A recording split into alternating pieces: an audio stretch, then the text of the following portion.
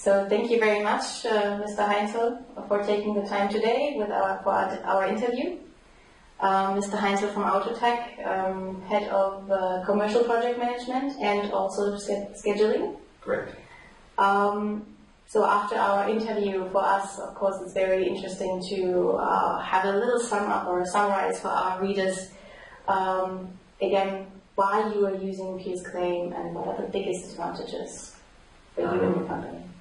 I think the biggest advantage is to have a solid basis for all further steps within a project.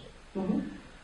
The dealing of all variations towards the contractual agreed scope of work, let's say it's definitely required from the very beginning to the final end of the project. And PIRS Claim definitely helps to store all these kind of information being required or may be required at the final end. Mm-hmm. Usually, of course, let's say the intention of the projects are, let's say, to deal with all the variations from the very beginning quite closely with all the project involved, engineering partners, customers, suppliers.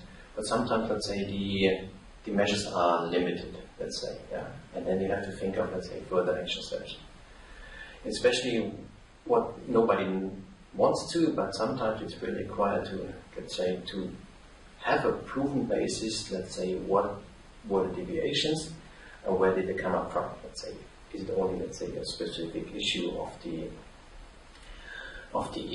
engineering company, let's say, or the service provider, which we are usually in the precision art, and to have, let's say, this complete picture at the final end, to even avoid, let's say, at the very final end, in case, let's say, that the connections toward the project affiliates, partners, let's say, this might be a little bit disturbed, and to have, let's say, a possibility not on, let's say, to prevent this necessity to act on very short time to check on what was the real condition at the very beginning, even some years ago. So this is maybe the biggest advantage. Of course, it's first a big approach and a big step to store and to gather and all these data, but at the final end, it's really worth to start in the very beginning with all these measures, definitely.